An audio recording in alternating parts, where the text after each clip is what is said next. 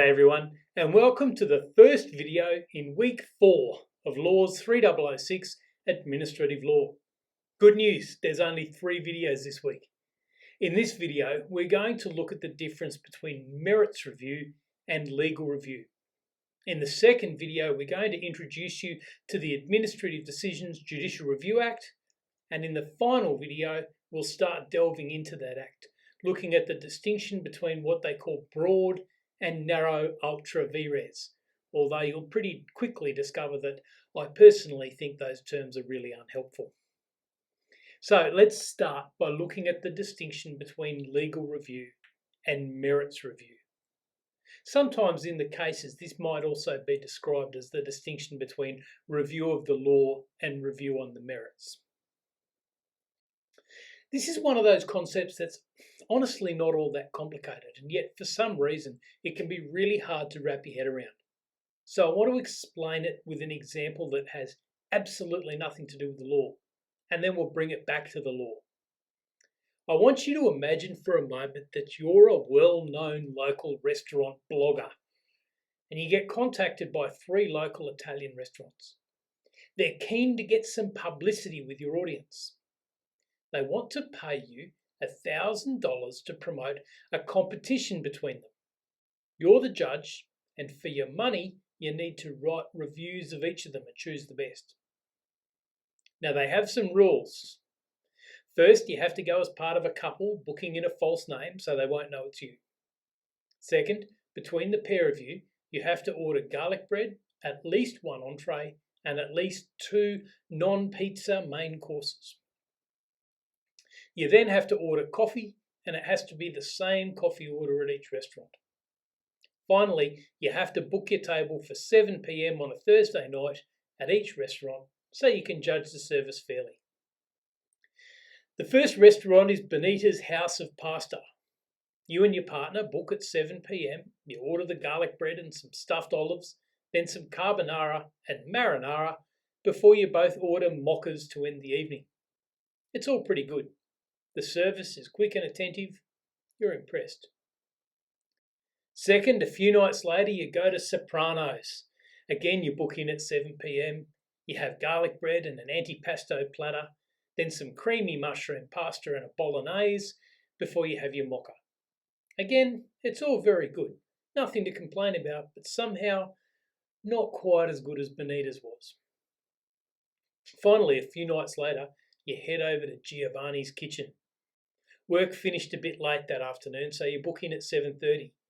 You're also feeling a bit over full, so you order the garlic bread, but you skip the entree, and then you share a bowl of pesto linguine. You're a little bit over mochas by now, so you have a cappuccino instead. A few days later, your big blog post goes up. Even though you gave all 3 restaurants a solid thumbs up, you announced Benita's as the winner of the competition. That night, though, your email inbox blows up. First, there was an email from Big Tony at Soprano's. He's not a happy man. He writes, "You don't seem to appreciate the quality of home-cooked pasta sauce. I can't believe you didn't realise that those chumps over at Benita's just pour their sauces out of jars. For someone who's supposed to be an expert, you have made a very, very bad call. Never come into our restaurant ever again, or you will be sleeping with the fishes." The second email was from Giovanni himself. He said, "You have not treated us fairly at all. I asked around. You did not follow your own rules. You booked a table with us at 7:30 p.m. We did not get to serve you an entree, and you only tried one of our pastas. Then you compared our cappuccino with their mocha. Now we are losing bookings to Benita's. Never come back into our restaurant ever." Now clearly, Big Tony from Soprano's and Giovanni are both pretty unhappy. But can you see that the nature of their complaints is actually completely different? Big Tony accepts that you followed all the rules. You did everything you were supposed to do, but in his mind, you made a bad decision. Giovanni, on the other hand, is upset because you didn't follow the rules. You didn't give him a fair go because there were processes you were supposed to follow, and you didn't do that. Big Tony is therefore saying you followed the rules, but you made a bad decision about the merits of the restaurant. Giovanni doesn't mention the merits at all. He's upset that you didn't follow the rules. This is the distinction between law and merits. Legal review asks, were all of the rules followed when this decision was made? Merits review asks, was the decision any good? Now let's consider a real life case. The case is Clissold and Perry. It's an old case, a 1904 case that we met last week. Mr. Clissold had land near Sydney. The government wanted the land to build a school, and they didn't want to compensate Mr. Clissold because they said there were problems with his title to the land in the first place. They said he was a squatter. Can you see that there's two potential ways to argue this? On the one hand, Mr. Clissold could have argued that this was a stupid place for a new school, too close to a major road, not enough kids in the area, whatever. That would be challenging the merits of the decision.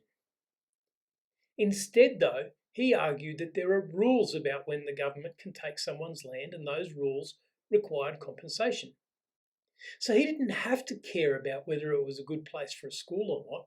He argued that regardless, the rules had not been followed. This was legal review, and he won too. So you can see merits review asks, was this decision any good? Legal review asks, were the rules for making this sort of decision followed? Let me finish by telling you why this is important. In most cases, administrative law will only give you legal review of decisions. Virtually this whole course is about the rules for administrative decision making.